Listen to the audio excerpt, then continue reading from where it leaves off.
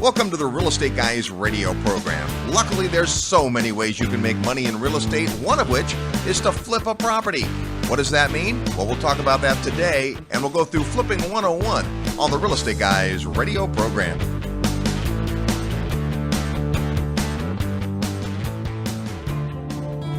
Are you achieving everything you want in life? What if there was a time-tested way for you to get everything you've dreamed of? The most successful people in life set goals and keep themselves accountable. But how? The good news is that it's not rocket science. You too can learn the skills and unleash the motivation that will create success in your life. And now is the time. Hi, this is Robert Helms. I'd like to personally invite you to attend Create Your Future, the 2017 Goals Retreat, January 6th through 8th in beautiful San Diego, California. This unique weekend has been called phenomenal, inspirational, and life-changing by the hundreds of people that have attended. Find out more at realestateguysradio.com and click events or call 888-489-7723, extension 18. Get your life back on track physically, spiritually, and financially. Attend the 2017 Goals Retreat on the first weekend of the new year. Click events at realestateguysradio.com to register. This is no dress rehearsal. Live the life you were meant to. Visit realestateguysradio.com or call 888-489-7723, extension 18 today.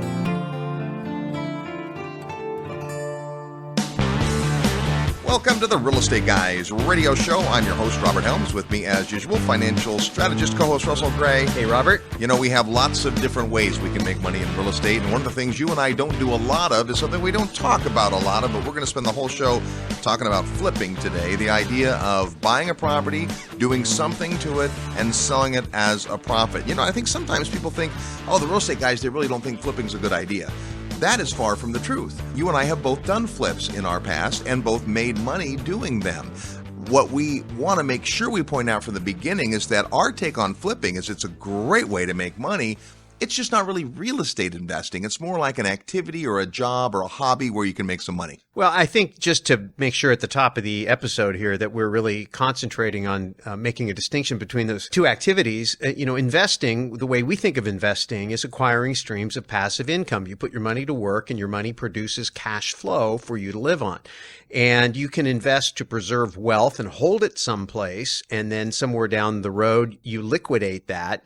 And typically that's done over a period of time. So that would be a long-term investment. So you could kind of look at investing as being something you're doing somewhat passively, somewhat long-term. Yeah. Whereas you would look at flipping or any type of real estate development or, any type of a business where you're involved in real estate where your primary active activity and you and your team are getting up every day and doing things specifically for the purpose of going from cash to asset to cash. And when you finish the round trip, you end up with cash. Whereas I'd look at investing and say that when you end up doing the round trip, really what you're doing is you end up with the asset. And I say all the time as far as investing goes that your mission as an investor and as a business person really is to accumulate the efforts of others. And then investing being more of a passive activity. But today we're going to talk about flipping, and flipping is not just actually having to do work. I mean, sometimes you just get in the flow of properties and you can make money really without even ever taking possession. Well, for us, it's really about the duration of the investment. The idea of a flip is something you're going to get into and out of pretty quickly. Now, how fast can that be? Instantly. One of the easiest ways to quote-unquote flip property is just to bird dog properties. There's folks out there who they're just out looking for opportunity. They're maybe not in a position to take advantage of it, or that's just not their business model, but they know people who are. They network with investors who want that type of inventory, and they're out looking for stuff. And it could be a few phone calls, and you make a couple $1,000s. That's a pretty quick cash to asset to cash. Not a lot of cash required to go do that business. The asset is just knowing the deal, and then you're right back to cash right away. So that's what we call, kind of a bird dog. The next level of that is wholesaling. Wholesaling is really just the idea of tying up a property, finding a property, getting a market, getting a relationship, and then turning that over to the person who's actually going to take receipt of the property, if you will. They might be flipping it themselves. They might be holding it long term. They might be producing it as a commercial development, all kinds of things they might do with that. But the idea of a wholesaler is someone whose intent from the beginning isn't to hold on, but to let go. Yeah, I think the way to get your mind around this is really to kind of map out maybe on a piece of paper the life cycle of a transaction. And you can say, okay, somebody has a property or has built a property, and so there's a property in existence somewhere. And it doesn't even have to be a developed property. I mean, it could be a piece of land. It could be an opportunity, mineral rights. I mean, it could be a lot of different things. But the point is that somewhere out there is this asset, and it is going to go through a series of activities as it changes hands until it gets to the ultimate long-term owner. And if you can think about that, everybody along the way has a need. Somebody needs to find a deal. Somebody needs to find money. Somebody needs to dispose of something. Somebody needs a place to live. Somebody has some other activity involving the real estate, but they've got a need. When you can understand that, then you can look at it as an investor, as a business person, and say, hey, if I can jump in there and add value. So you talked about the idea of just being a bird dog. I mean, we got people who come to us all the time. It's like, hey, you got a deal? I mean, finding a deal is hard for them. It takes a lot of time. If you've got more time than money and you want to get out there and really get to know a market, and you're like, well, I don't want to go look at stuff, because if I go look at stuff, then I don't have any way to execute. I don't have good credit. I don't have any money. That doesn't mean you can't get out there and learn the market. Just the act of getting out and learning the market is valuable. And somebody who does have the money or wants an opportunity can actually pay you a finder's fee or some type of a fee for service just for finding the deal and knowing the market. Now, the big disclaimer here just has to do with real estate brokerage and commissions and fees. Make sure you check with your advisor before you accept a fee based on a real estate transaction. But people do this all the time, and there's ways to legally do it, which is what we would recommend. We know a lot of great flippers who what they do is they know an area or a product type, and or they've got a great funnel of business. They've got a particular place they go. Some of them are really unique, where they're finding properties and they're just turning these properties, and they're making $25,000, $50,000, $300,000. A couple of friends of ours generally make $700,000 to $800,000 a flip on high-end houses. That's great business. But to your point, it's one of the greatest ways to start in real estate is wholesaling or bird dogging, just getting out there, learning the market, meeting the players, and finding people who have that need. I promise you, the most successful real estate investors are really busy, and they often don't have time to look for deals. They would welcome you coming to them with the deal, and they're happy to pay you something for it. So when we're looking at a flip, you mentioned adding value. I think of a flip as adding short-term value for a profit. Right. Adding short-term value for a profit. You're not in the deal long-term. You're not a piece of the action going forward. You're getting in and you're getting out. Now, sometimes a flip, and maybe the classic example of a flip is a fixer-upper. You buy a house, it needs work, you do the work, and you sell it at a profit. And in certain markets, that works well. In lots of places right now, that's working pretty well. As we talked about last week with some of the markets slowing down, you got to be careful when you're going into a market if it's not vibrant, but there are ways that you can actually physically do work. And I know this is something that you've done. Yeah, just making a distinction also in the idea of flipping, right? The adding value versus not adding value, So we hang out a lot with Robert Kiyosaki, and he slams people who flip.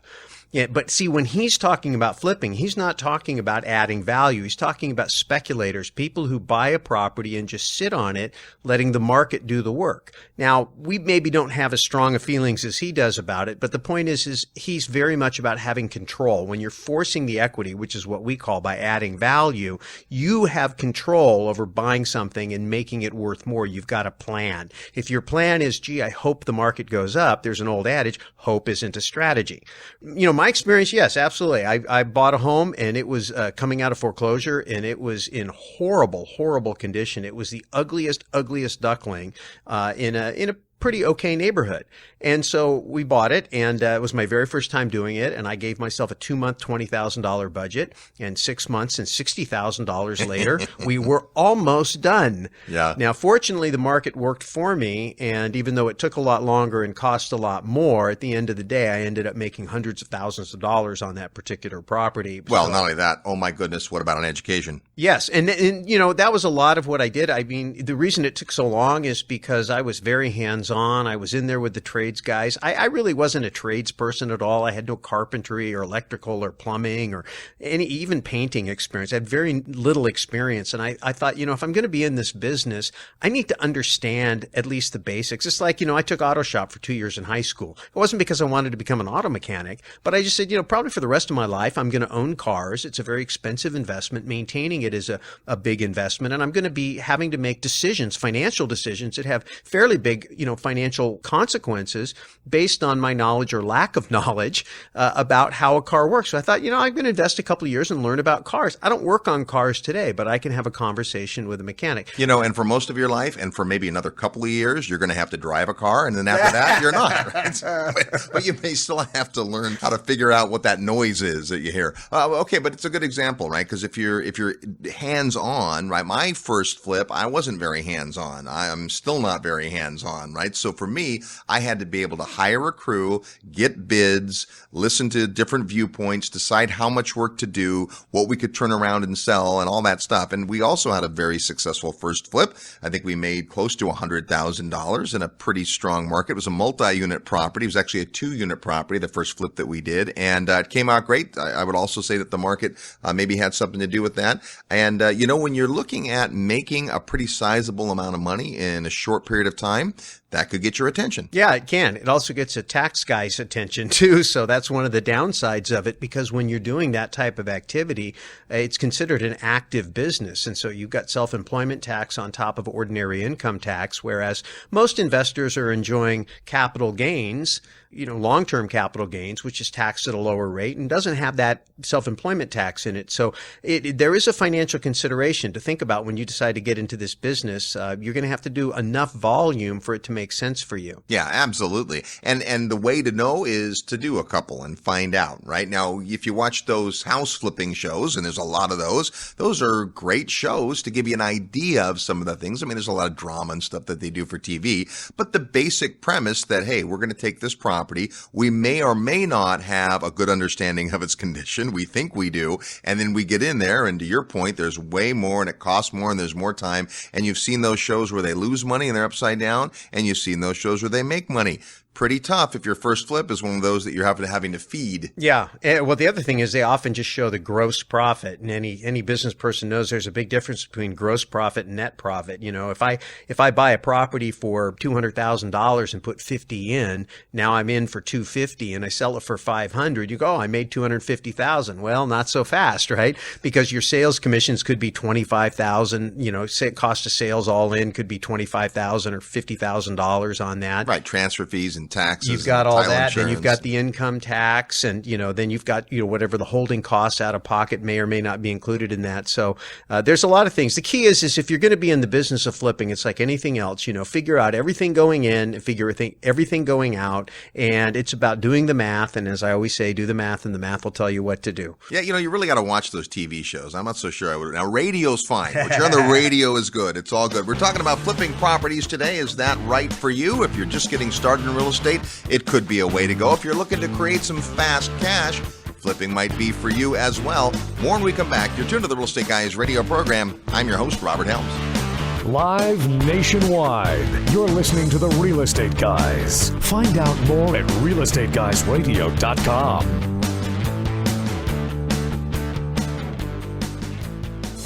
Forbes rated Memphis the best cash flow market in the nation. And our good friend Terry Kerr at Mid-South Home Buyers has been the premier turnkey rental property provider in Memphis for over 13 years. With an A-plus rating from the Better Business Bureau, Terry has renovated over 750 houses. Real Estate Guys listeners have snapped up hundreds. Discover what these satisfied investors already know. Mid-South's properties are completely renovated with a 1-year warranty and a lifelong rental guarantee. They're affordable, well-managed, and easy to own. Perfect for beginning investors and veterans alike. Get in on the action. Contact Terry and his team via email at midsouth@realestateguysradio.com. Hi, this is Patrick Donahoe of Paradigm Life. Wall Street and banks spend billions of dollars per year in advertising with the goal to convince you that they are the solution. But take a look around. None of their advice has worked. The number one concern of all Americans is still money. So are you ready for another way? I've spent the last 10 years teaching people like you a superior way to build wealth and financial independence outside of Wall Street. I've developed a free e-learning program called Infinite 101 where you can learn about the perpetual wealth strategy. In this free program, you'll learn how to build your wealth without a 401k, IRA, or mutual funds. You'll also learn how to establish private financing without ever having to walk into a bank again. These are just two of the many ways this free program can propel you toward financial independence. Simply go to paradigmlife.net and click on the register button on the top right corner of the page to gain instant access. Hi, this is Chris Martinson, author of Prosper, and you are listening to The Real Estate Guys. Welcome back to the Real Estate Guys radio program. Thanks for tuning into the show. We're talking today about flipping property, the idea that you might invest in a property short term. And when I say invest, I mean you're going to come up with some money, some funding. We'll talk about sources for funding. You're going to buy the property, perhaps, or maybe you just flip the contract to somebody, and then you're going to do some work or not, maybe have some value add and then sell, hopefully for a profit, and go do it again. In our world, that's kind of what flipping is. Now, we actually do a lot of flipping in our lives. It's just something we don't talk about very much on the radio, and it's not the kind of flipping you would think. We do flipping when it comes to land development and raw land, where we'll buy a piece of land and we'll get it subdivided and we'll sell the pieces, and that's flipping property. On a high level, the same thing. It's a short duration, not intending to hold it, intending to add some value and sell for a profit. It's the pizza principle we talk about. You go buy the pizza for $20 and then you sell slices for $5 each.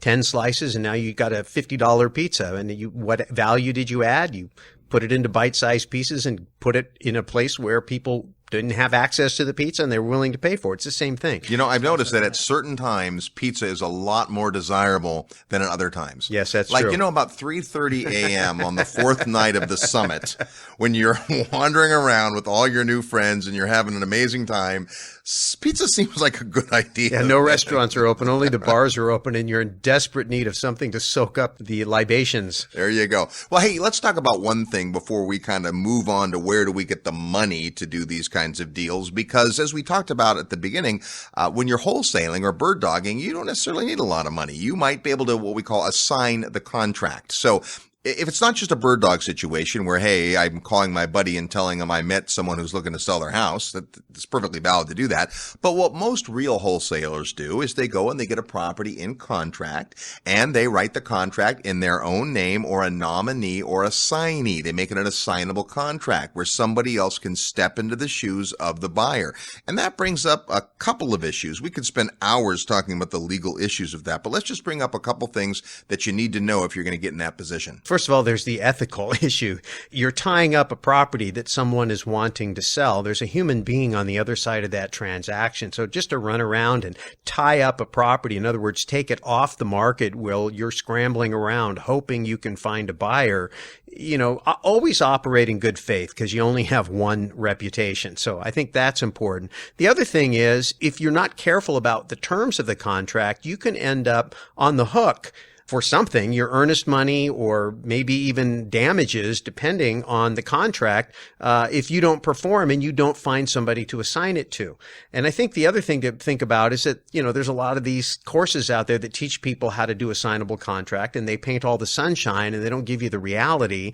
And you get a lot of bad actors out there that run around all foamed up, and they start writing these assignable contracts. And then there's a reputation in the community, for people who are trying to do that. I know when we've gone in and written assignable contracts, people say, well, why are you putting this in here? Well, it's because we're going to form an entity that is going to hold this, or because we're syndicating and we're going to form an entity and we need to be able to assign it.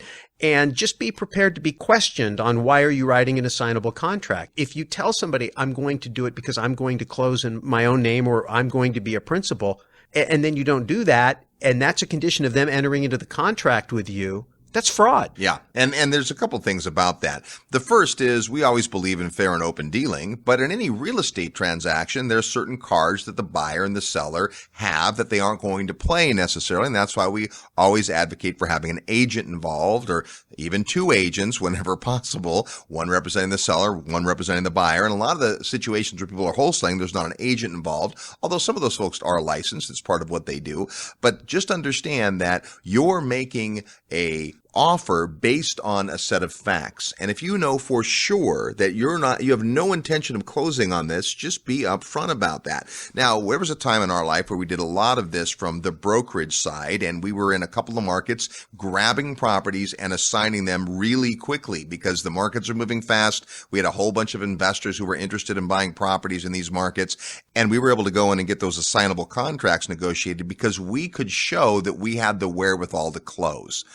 Mr. Seller, I completely understand why you might not want to see an or assigns in the contract, but let me explain what's going to happen. Our intent is to go to one of our 2 or 3 seasoned investors who are likely to take this property right off of our hands, but if not, we're prepared to close ourselves. And we were. We were ready to close if we wanted to. I wanted to be my number one best client, right, as a real estate agent when I used to do that. And so we often would end up closing on a property, but we always gave the first opportunity to our investors. And so an assignable contract works. You just want to understand the ramifications. And then what about how the escrow is done or the closing, depending on where you live and how those transactions happen. You're going to want to talk to local counsel, or at least somebody at a closing company or title company or a lawyer who does that kind of work to understand how an assignable contract works. There's things called concurrent closings, and we won't get into all that on this show, but just you have to know that part of it if your plan is to get in a contract and then assign it to another party. Well, I do think there were some great things that you had in there that I want to draw attention to because I think it's important, having done this and having seen people do this. I think the first thing is that you were out wholesaling as a service to a group of investors that you had already cultivated. Yeah. And so you were earning a fee for doing that, and that was fine because you were adding value, and you were also adding value to the seller because you had cultivated buyers. So it's kind of a way to be a broker, but you're not a broker because you're a principal, because you're entering into the contract yourself. Second thing is you were fully disclosing your intention to the seller. You weren't pretending that you were going to be the principal and then assign it to somebody after the fact because legally you had the right to do that, and they end up with another party in the deal that they didn't even know was going to be in the deal. And that's one of their concerns. If you're listening to this, you should be aware of. But, you were dealing straightforwardly. The third thing is you were prepared to close on it yourself if they didn't. It wasn't just saying that you were prepared to close, but I watched you do it several times where you did. And then you took possession and later on sold the property because for whatever reason, the investors didn't come through, or, you had more opportunity than you had investors, but you didn't want to let the thing go. You said, hey, I would be happy to own this for the next 6 or 8 months until the right investor comes along. So the point of that, if you want to be in the business of wholesaling, before you go out there really and start looking for properties, what you want to do is go start looking for investors that you're going to assign to. Cultivate that. So think of it like kind of an assembly line. We talk about this a lot at our syndication seminar. If you can imagine a circle in the middle where the transaction is going to occur and you're going to make money, you've got one pipeline of deals. You have to be out there marketing to find deals. And then the other pipeline is investors. If you're syndicating, you're looking to raise money. If you're wholesaling or flipping, then you have to have people that you're going to sign the contract to. But you have to have people on both sides of it. So you have to have a flow of deals and a flow of people. And you can start working on both of those at the same time. But when you throw a contract down, you better make sure you've got the money somewhere or the investor somewhere on the line ready to go. Well, this is the classic milk and cereal when it comes to wholesaling. You're not going to get the attention of an investor without a deal, and you're not going to get a deal unless you're out there working it. And the first deal you get, if you don't have someone to flip that to, right? So this becomes a self-fulfilling prophecy, and it takes time to build that database up. But you want to do that. You want to have dozens of investors in your Rolodex that you can go out and say, hey, I've got a deal. You've got your short list and you've got folks that are happy to take those deals. Well, to me, I would rather err on the side of building the investors first, right? Because you can go out there and talk to people and say, hey, this is what I'm doing, and I'm going to concentrate in this product type in this area, and I'm going to find these kind of opportunities. And if I find something that looks like this, is that something you'd be interested in? Don't have anything right now, but if I did, would you take my call? And somebody says, yes, great. You put that in your notes and you get a stack of cards or you build a little database or whatever. whatever, however you keep it, and you keep a profile on all those people, because now you've got a chip to go play in the property market, because now you've got live buyers, right? You've got people who are going to take these properties. If you do it the other way around and you find a great deal and you wrap it up and then you're running around looking for people, now you get into some of those other concerns we talked about earlier, where you're on the hook for a contract you can't close on, you've represented something to somebody that isn't necessarily accurate, and then you end up getting a bad reputation in the property side of the market. If you go out there and tie up properties and then don't close, then that's just a kiss of death as far as your reputation in a market. You can get away with that maybe once or twice, but if you're doing that on a regular basis, nobody's ever going to go into contract with you. And it's the same on the other side. As a wholesaler, you're going to develop pipelines of inventory. Yeah, there's the one-offs. There's the mom and pops who you find out that somebody's selling or has a situation or needs cash. But you're also going to develop some of these unique pipelines, ways to go out and get inventory. And that's an important part of your business. We're talking about flipping properties, short duration holds, and lots of ways to make money. When we come back, we're going to play real estate trivia, and we've got more ideas on where you can get the money to flip your next property. You're tuned to the Real Estate Guys radio program. I'm your host, Robert Helms. Real estate investment advice right in your mailbox. Sign up for the free Real Estate Guys newsletter at realestateguysradio.com. Are you ready to profit in paradise? Hi, it's Robert Helms, and if you think real estate investing means tenants, toilets, and termites, think again. Located just a short plane ride from the U.S., a virtually untouched paradise awaits, the beautiful country of Belize. When you go to Belize with the Real Estate Guys, you'll spend 4 fabulous days discovering one of the most intriguing real estate markets I've ever seen. With its jungle rainforests, pristine beaches, and 81-degree turquoise water, Belize is one of the most beautiful places on earth. Plus, it's considered one of the top 7 tax havens in the world. Belize property is on the rise, and many experts think the best is yet to come. But don't just take my word for it. Come experience Belize firsthand at our upcoming investor field trip. When you join us, you'll discover the many reasons we love Belize, like tremendously undervalued beachfront land, super low taxes, ease of doing business, and so much more. Get the details at realestateguysradio.com. Just click on events. See paradise for yourself. Click events at realestateguysradio.com, and I'll see you in beautiful Belize.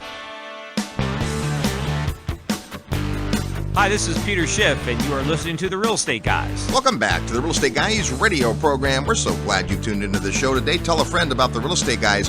You can go back into the archives and hear lots of our shows. If you're listening on the radio, go to realestateguysradio.com, and you can do that. If you're listening with your favorite podcast provider, well, you know what to do. Easy stuff. Hey, we're talking today about flipping properties, something we don't talk about a lot, but there are a lot of great podcasts specifically on flipping and all the nuances of it. But today we're really talking about some ideas for those looking for opportunity. I might be a long-term real estate investor and I just want to flip some properties for quick cash, or maybe it's a way to get started in real estate. Before we get back to that discussion, it's time to play real estate trivia. Your chance to win a prize by knowing today's real estate trivia question. In just a minute, we're going to give you a real estate question, and you are going to come up with your best guess. And you're going to want to do that because if you're the first person with the right answer, you're going to win a copy of Tax-Free Wealth, a great book by CPA Tom Wheelwright. That can be yours if you know today's real estate trivia question. As soon as you hear the question and think you know the answer, send us your best guess to trivia at realestateguysradio.com. Trivia at realestateguysradio.com. Include your name, your mailing address, and the answer to the question, and we'll send you a copy of Tom Wheelwright's book, Tax-Free Wealth. Last week on the Real Estate Guys, it was clues in the news. We asked this: where in the world was the first escalator built? Well, the answer was in New York at Coney Island. Jesse Reno, an 1883 engineering graduate of Lehigh University, invented the first escalator, which he actually called the inclined elevator, and installed it alongside the old iron pier at Coney Island, New York. Here's our real estate trivia question for this week. Which state has the largest capital city by population in the U.S.? Right, every state has a capital. Some are big cities, some are small cities. Which of the 50 states has the largest city by population as its capital? If you want to take a guess, or if you think you know, or if you live there, send us your answer right away to trivia at realestateguysradio.com. Trivia at realestateguysradio.com. Include your name, your mailing address, and the correct answer, and you can be the winner of Tax-Free Wealth by Tom Wheelwright. That's today's real estate trivia question. We're talking about flipping properties. We've spent some time on the shortest duration, which is wholesaling. Now let's talk about when you're actually going to take control of a property. You're going to buy it, you're going to do some work, or maybe maybe you're going to change the use. You're going to do something so you can sell it at a profit. And the first thing to talk about is, where do we get the money? Yeah, one of the things that a lot of flippers have as a challenge is they're buying a dog property, like the property I bought. You know, what I ended up doing was getting a loan. It wasn't a great loan, but I got a loan and I had to put in a big down payment.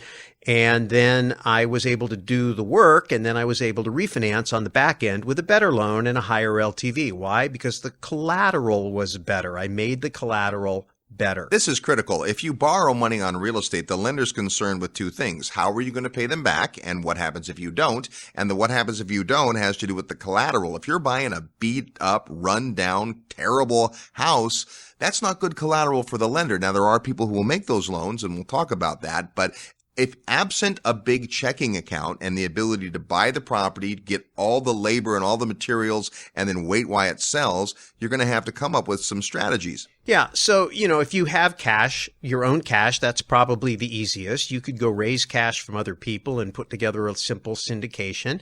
You could use credit lines, you know, just your credit cards or trade lines at the home improvement store or whatever for the supplies and the things that you need. One way to finance your activity is through your payables. If you can get 30 days or 45-day terms from vendors, and if your flip is going to take less than that, then you can use the credit that they extend to you to get the products and services you need into the property and then pay them from the proceeds coming out the back end. Of course, you always run the risk, as do they, that you won't be able to be liquid on the back end. It'll take longer to sell the property than you anticipated, which is probably something else I'm sure we'll talk about here. But in terms of finding money, that's a way to go. You talked or at least alluded to hard money lenders, people who make private loans. There are specialty lenders who are happy to make these kind of loans. They understand what you're doing. They understand the risks. You're going to pay quite a bit more in terms of points and interest rates. But when you factor all that into the cost of doing the job and you end up making money at the end of the day, it's probably okay. Sure, you'd like to cut your costs, but doing the deal with expensive money versus not doing the deal with no money or cheap money doesn't matter. Another way to do it is you have a property that does have accessible equity. We're back in the world where you can do cash out refinances. If I have a good property with lots of equity, a prime piece of collateral, I'm willing to put that collateral at risk. I can transfer effectively the equity from good property A to junky property B. So I borrow at 4 or 5% on my great property and then use that to go purchase the property that I'm going to flip or fix up and sell. And then I can either retire the loan or I can just use that, keep turning that equity from my first property, and all I have to do is be able to make the payments along the way. So that's another source of capital. Well, you can certainly, beginning with end in mind, if this is a business model that appeals to you, set up a plan to eventually be able to roll the profits in so that you do bankroll your own flips, right? A lot of the successful people we know who are doing this, they've just bankrolled their profits over time. Now they're sitting on a big chunk of their own line of credit, if you will, that makes sure they can move instantly on a good deal. Yeah, well, Terry Kerr over there at Mid-South Home Buyers in Memphis, Tennessee is probably one of our favorite case studies in this. He started out his career just out there buying, little houses and fixing them up. And then he'd fix up 2 or 3 and sell them. And then he'd had enough money to leave some money in. He'd keep one. Yep. And then he kept doing that. And pretty soon he'd sell 3 or 4 and he'd keep another one and sell 3 or 4 more and keep another one. Now he sells 2. Anyway, he built up a portfolio of like 200, 300 properties that he owns in his own portfolio. He built a whole property management business around managing his properties.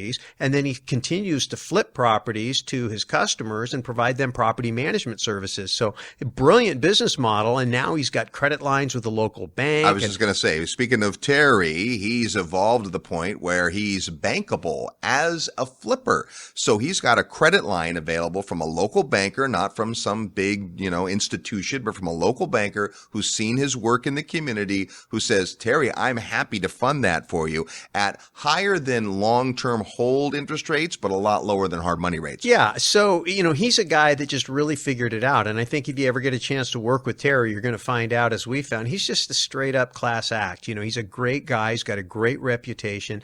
He takes great care of his people. He takes great care of his customers.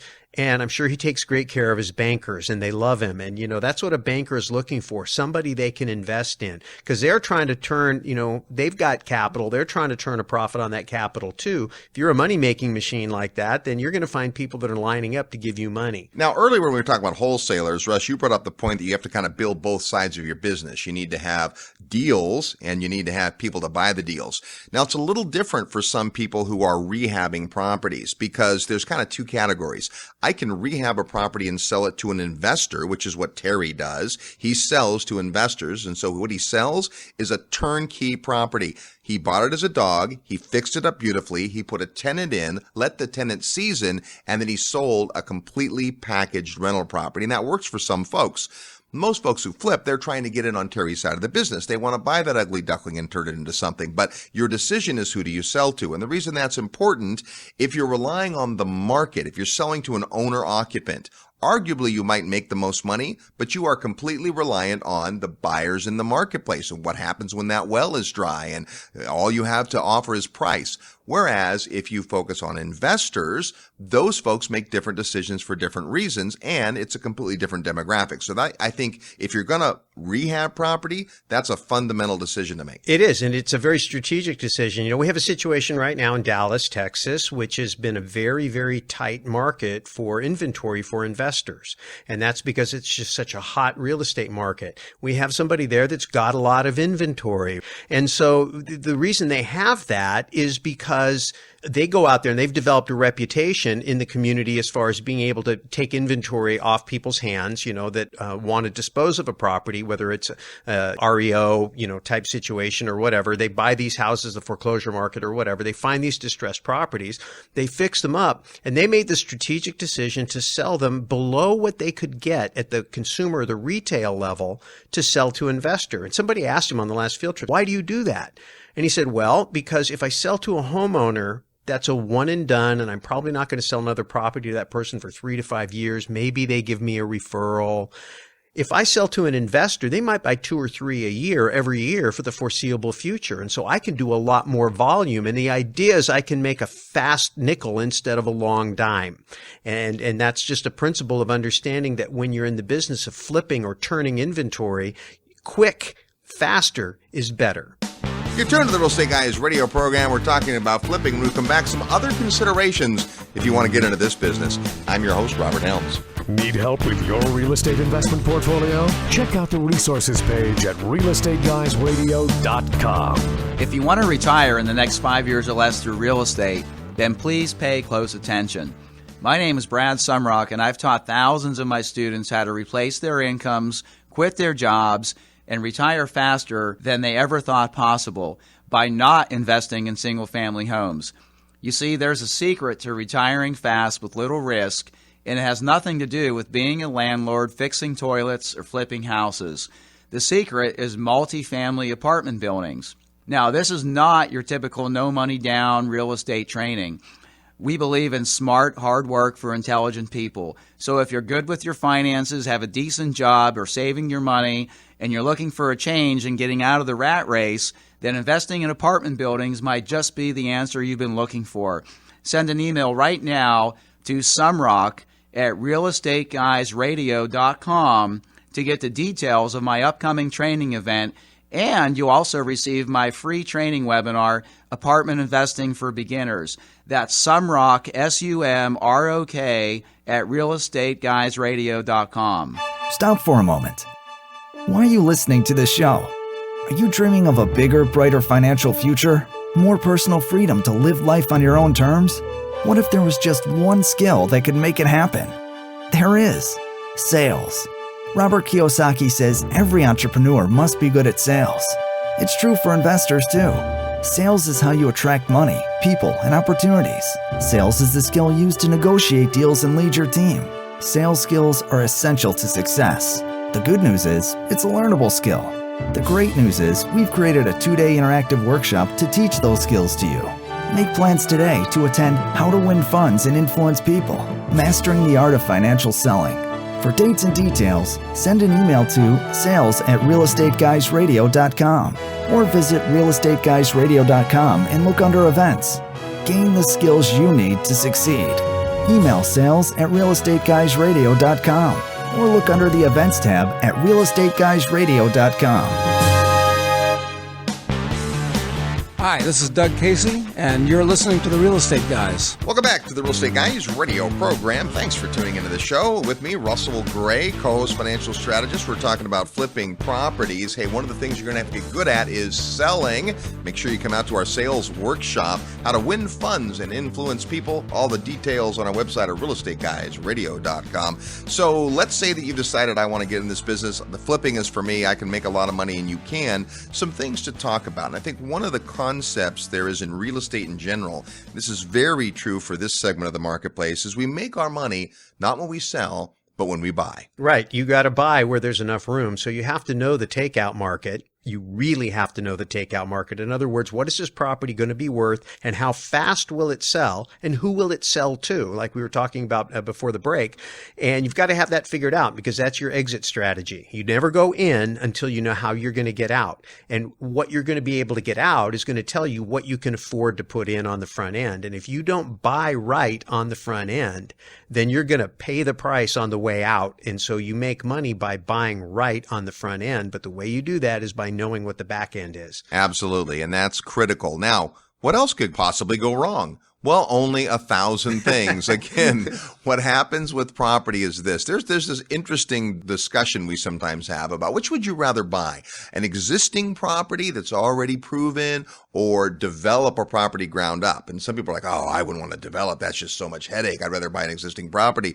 And other people are like, wait a minute. I have no idea what's buried inside of somebody else's development 10, 20, 30 years ago. I'd rather have a clean slate. It's not a right or wrong. It's just knowing that when you're going to buy a property that needs work, you can't always see everything. Right. So on the exit strategy, one of the things to think about is speed. You know, we talked earlier about the idea of who you choose to sell to, because if you can do more volume quicker, then maybe that's the way you want to go. If you're takeout buyer or homeowners, then you got to be paying attention to the retail mortgage market, because that's probably how they're going to buy.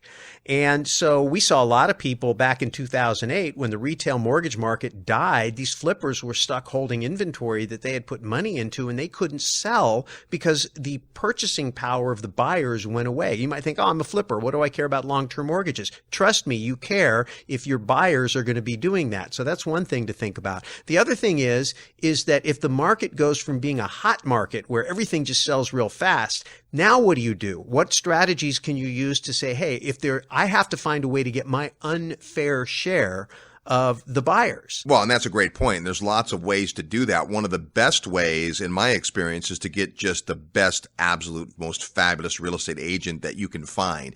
It's the Pareto principle, the 80-20 rule. 20% of the agents sell 80% of the property. It's more like the 98-2 rule. Well, in real it estate. probably is. But in most markets, it's at least 80-20. And in lots of markets, it's more than that, meaning that there's only a handful of really great agents. So what you don't want to do is save a point by finding some discount broker or having your brother-in-law list it for you. That is not a recipe for success. If you're all mired up in the 1 point or 1.5 point that your broker is going to make, you're not in the right deal. To your point earlier, Russ, you got to buy right. You want to make sure you've got an excellent agent, because it's not just your primary exit strategy. It's multiple exit strategies. What if you had to sell for cash? What if you had to sell quickly? What if you had to discount? What if you had to keep the property and rent it? There's all kinds of ways out of a deal, but you better have thought of them before you get in. Yeah, I think the rule of thumb is don't go in until you know at least 2 or 3 ways you're going to get out. And specifically on the real estate agent thing, and I think this is important, a lot of people are trying to squeeze a little extra profit on the back end by looking for the discount agent.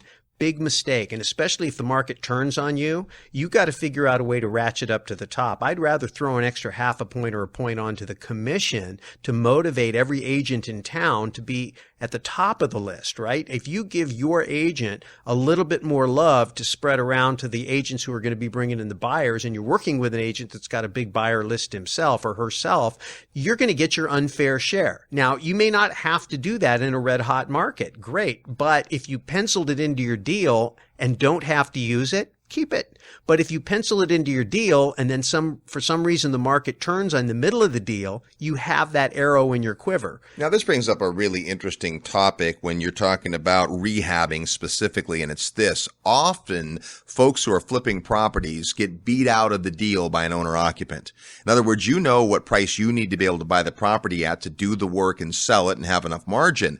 But the guy who's buying it to live in it, there's those one-time rehabbers like maybe you were once, Russ, where you bought the property, fixed it up, and then lived in the house. Well, that person will always pay more for it than you will because they don't have to make a profit. That's not what they're ending up with. They're ending up with a house. And so the less work, and this is another important concept, the less work there is to do, the more competition there is from those kind of buyers and buyers in general.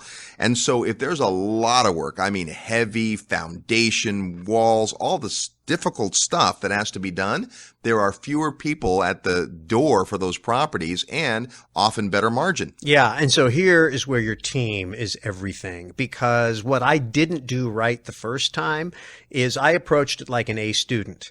And so what I did is I went to every class and I learned about tile and I learned about plumbing and I learned about everything and I bought all the equipment, and it was like I was going into a business to do it all the time. I'm only doing one house, and I never had any intention of doing it all the time. It was only ever going to be one house. So part of it was about getting the education, but because I took that path, it went very slowly.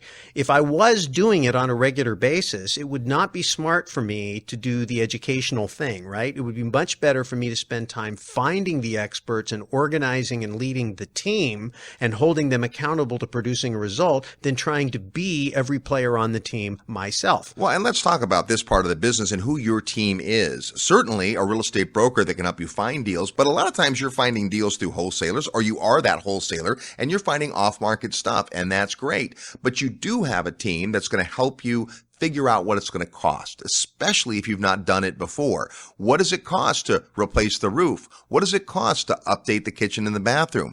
Well, that's a skill set that you need to acquire. And having team members that actually understand what you're doing and they can value engineer the flip. Somebody might say, well, it would cost $20,000 to do the roof, but you get a 30-year roof and you get this and that and the other thing, right? And you're like, well, I don't need that. I'm not going to get my cost recovered. If I just throw a $5,000 roof on there, the house will probably sell maybe for not quite as much, but enough, versus putting another $15,000 in and not getting that back out again. So this is where your team can help you, and your real estate agent can help you because they'll understand what the market is willing to pay for and what the market isn't willing to pay for. And so that's real important. It goes back again to knowing kind of the back end. And I think the other thing about team is that it gives you, if you build it right, the ability to take on a hard problem where the rest of the competition fears to tread. Somebody says, oh, I wouldn't know how to deal with a foundation problem. Well, that's because you're thinking you have to know how to deal with a foundation problem. You don't. You have to know a guy who knows how to deal with a foundation problem. You have to already know him. And then you call him and say, what's this going to cost? And he gives you an accurate number like that. And you get it fast and you can make a decision instead of spending 2 weeks or 3 weeks to figure that out. Go find the guy, come back, the deal's gone. You can charge in. And then if you get good at solving unique problems, because sometimes certain geographies, they kind of have problems. Like there's certain geographies that are really moist and they have mold problems. A lot of people are afraid of mold. You might become like a mold expert. Like, hey, bring it on. I'm not afraid of mold. I got a great mold remediation team. I know my numbers down cold. I'm so good when they made me, they broke the mold. That's classic. Or whatever your specialty is, that's absolutely true. And when it comes to team, loyalty pays off. See, in the trades, it's common that certain trades will come out and do an estimate for no cost, wanting to do the work. You don't want to just take advantage of that and have 3 estimates done every time and then you keep using your same guy. At some point, you develop a relationship where you know how to cost. Now, a lot of the guys like Terry can cost a house. I mean, he can walk through and in 15 minutes, he can cost a house and be within 5 or 10%, but he doesn't.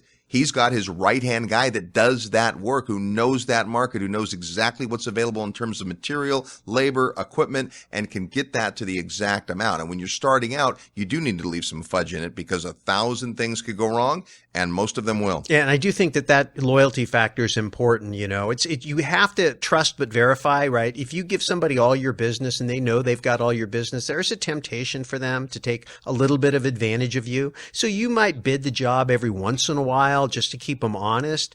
And then you go back and you have a conversation. But most of the time, if you will give your business to your main team, you have your A team, and maybe spread a little love, because it's always good to have a backup, kind of keeps everybody honest. But you give your primary business to your main team, they're going to be loyal to you. And when those things happen, those things go sideways that could make or break you, you don't want somebody saying, this guy's always bidding me down. This guy is always, I can never make any money with this guy. I'm going to screw him because I can, and then I'm done. I'm done with him. But I'm going to get my digs first. You don't want that. You do not want, you want just the opposite. You want a guy to say, you know what? I'm willing to lose money or break even on this deal just to keep this guy happy because he's such a good customer. That's who you want to be. One of the greatest things about real estate, there are so many ways to make money in it. We think flipping is a great way to make some money. It's not necessarily investing, but it's short term, and there's times when you need to take advantage of markets and go out and make a bunch of money. Speaking of A teams, oh my goodness, we're in the middle of assembling the faculty for the 2017 Investor Summit at Sea. Our 15th anniversary. It's I can't believe we've been doing it for 15 years. Oh my gosh, it's unbelievable. We're ready for you to sign up. All you have to do is go to the website at realestateguysradio.com and click the button that says Summit. You'll learn what stage we're at in the registration process. It is filling up nicely. We're ahead of schedule, and there's cabins left though. Don't miss the boat. It's going to be an amazing time. The faculty is world class, and we're going to continue to add faculty right up to the last minute. Yeah, so I think, if you're out there looking at the summit, just a couple things to think about. One is if you have any sizable amount of wealth or plan to that you're concerned about, there are so many things going on right now that you really need to be aware of so you can begin to get in position to take advantage of it, not be rolled over by it, right? I mean, I look back over the things that we've learned over the years and the moves that we've made and we've seen people make in order to be in a good position, because stuff happens. We found that out in 2008, and sometimes it happens fast. Better to be prepared and not have a crisis than to have a crisis and not be prepared. And so for a lot of us, the summit is the opportunity to do that. I think the other thing is if you're out there and you're just feeling stuck, you're like, hey, you know what? I'm just kind of itchy. I want to make my life different. I'm listening to this show. I'm trying to learn. You can compress time frames. You can learn more in 1 week than you would learn in 2 years or 3 years of listening to podcasts and attending seminars. And it's not just what you learn, but it's how you learn, because you have these interactions and the way you process and how deep you go. And even more important than that, it's who you get to know and how they get to know you. And you become part of this fraternity that we have of these summiteers, these people all around the globe that know each other, that stay in touch with each other, that share market intelligence, solve problems together. I mean, it's just been amazing these last 15 years to look at what's happened. And that's why we get so many amazing people to come back every year. Not just the faculty, but the summiteers themselves come back year after year, because it's just such a rich experience. Absolutely. It takes place April 1st to the 9th, 2017, and the only thing missing is you. Get to the website and check it out at realestateguysradio.com. Until next week, go out and make some equity happen. This episode of the Real Estate Guys Radio Show is brought to you by Paradigm Life. Powerful cash management strategies using life insurance. Learn more at beyourbank.com. Mid-South Home Buyers, low-cost, turnkey cash flow properties in Memphis, Tennessee. Corporate Direct, asset protection strategies for real estate investors from attorney and Rich Dad advisor Garrett Sutton. Find these and other great companies under the Resources tab at realestateguysradio.com. To learn how you can expose your product or service to the Real Estate Guys audience, call 888-489-7723 extension 4. That's 888-489-7723 extension 4. Or use the feedback page at realestateguysradio.com. Thanks for listening, and we'll see you next week right here on the Real Estate Guys Radio Show.